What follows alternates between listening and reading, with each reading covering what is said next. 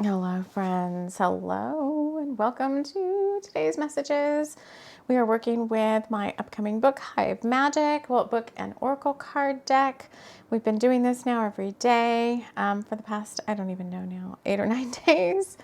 And so before I just jump, I'm going to show you the card. I'm going to show you the card first for today because if you've been following along every day, you know, the deck is Hive Magic. And so there have been all the cards up to today's card have been about bees. But if you're following along with the story, which is the book that'll come out with the cards, you know, it's not just about bees. It's about Tara and Ben and the bees and what's going on in Tara and Ben's lives. They're bringers of the light from Tessa Locke, it's not imaginary, but my little spirit town that's somewhere up in the UK-ish area of Ireland-ish. I know they're two different places, but it kind of places itself. It's somewhere on the coast of like Ireland-ish kind of area. Anyway, the card for today is very different because it's not bees. And the next couple of cards are more about like people. So people are starting to come into the deck a little bit. Because I do notice there's a few decks out there that I've looked at where there's no people in the cards. It's just like nature or whatever. And I'm like, these feel like very lonely little decks. So everything I talk about here in these quick updates is, and I just saw 144 on the timer. That's my Bringers of the Light, like 144,000 Bringers of the Light call to action. Like everything I talk about on these things could be a potential message for you. So it's not just an intro. Like my hair, right? It's not just an intro. It's all part of the daily message. So today's card I find is why is it looking like that? Oh, get over here. Today's card is Lupo Sante. So when I drew him, I've been listening a lot to werewolf stuff. So I've been listening a lot to the whole Shiver, Linger, and Forever, the Maggies. It's oh my God, I can't say it right. Series. But on this channel, we have a lot of wolf shifters. So if you have not played on this channel for a while and you want to come join in all the fun, all the shamanic stuff we do and everything here, we have a lot of wolf shifters who watch this channel and who follow this channel. And so wolves and wolf pack are a very, very big part of TLC for the Soul.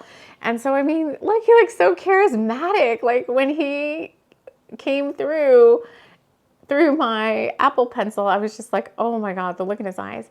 And then when I said, well, who are you? And he said Lupo Sante, I was like, that is weird. Like, I don't even know what that is. But like, I know what Lupo is, like wolf, but it was wolf in one language.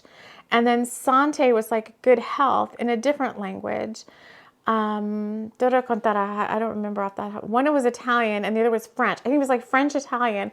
And I was like, it's like a French-Italian wolf. Like, Juju, Juju, my darling. So hot on the heels of the romance. But when I channeled in the chapter this morning, it had a little bit of some other meanings going on because I'm like, who is Lupo Sante and why is he showing up? So it's good health, like a good health and a wolf or whatever, right? So I was perplexed a little bit. And so I'm like, what does this have to do with Hive Magic? So when we last left off yesterday, Ben was supposed to go see Adrena, his mom, at the Homes for the Slightly Less Agile, because she kept telling him that there was like an ogre that wanted to spirit her away and kept saying, you know, this ogre has been coming to my room the past couple of nights and saying that he wants me to be his bride. And I'm not going anywhere with any ogre. So Ben was like, what is this fantastical story? Why does my mom keep like telling me all this crap, you know, what? So he finally works up the nerve, not the nerve, but he finally is like, okay, I'm super tired, but I guess I need to get over there and see her. And she like knew that this was her last night of this ogre coming to get her. She could hear the ogre like around outside her room. And so she like feigns these chest pains and dials for the concierge who calls the paramedics to come get her. So this is chapter 9. Remember everything, like even the number 9, like endings.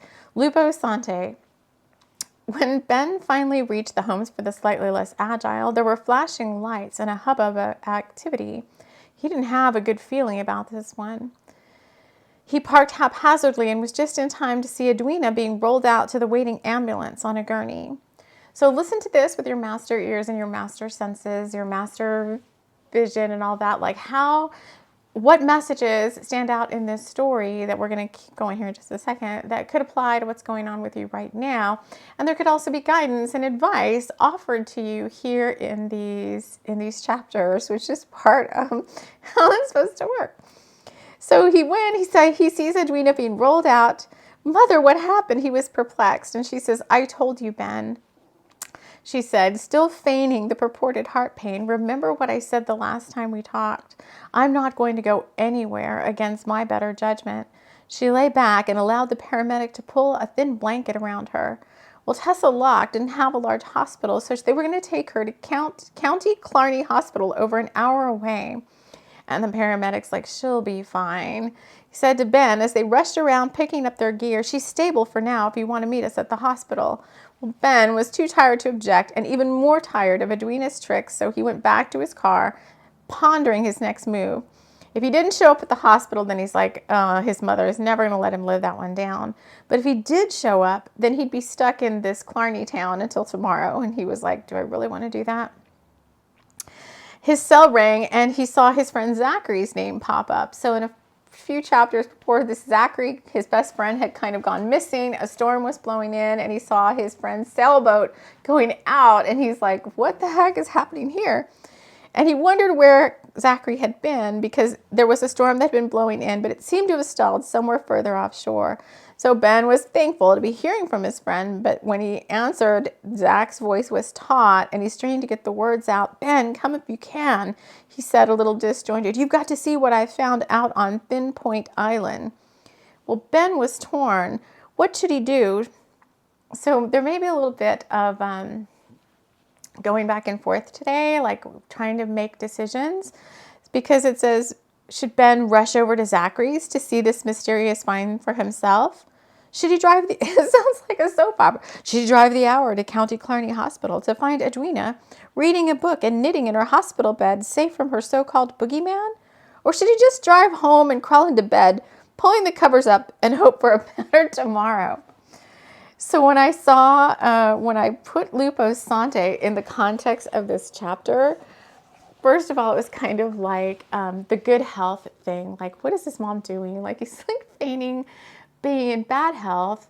The wolf, it reminds me of like, what is that story? Is it like the little boy who cried wolf or whatever? Like, so many times you're going to keep saying something's wrong. And then when something finally is wrong, nobody's going to come. And and he looks so sly, like, hey, I'm watching you. When I first channeled him, I wondered what he's looking at over here. Like, who's he looking at this way? So tomorrow's card is going to show us that, who he's looking at. But there may just be some, oh, that's what he's looking at. There may just be some indecision around today. So just check in with yourself. Do what's best for you. Like, strong boundaries is coming up here too. Like Ben and his mom, got to have some strong boundaries around someone who's got kind of like a forceful personality or a forceful energy field. Like, she really like lays it on thick and, tries to get her way in more ways than one. And like, Ben's already exhausted. Is he really going to, like, he knows his mom's not sick. She already told him she already knows he's fine. I see 9/11 on the timer. So that's Archangel Michael. Like, he already knows he's fine. So maybe he doesn't have to, like, maybe he can go home tonight and put Zachary and the mom, Edwina, at bay for a little bit until tomorrow so he can go get a good night's rest and then decide how he's going to handle the coming situation. So I would say that is all advice for you. So I'm going to leave you here with this. And the next time I see you is actually this afternoon. I'm going to be filming a healing session for all of us called Bite-Sized Healing. So we're going to be doing this in little bits. We're going to be doing it together. We're going to be doing some emotional healing, and we will get more into detail with all of that later.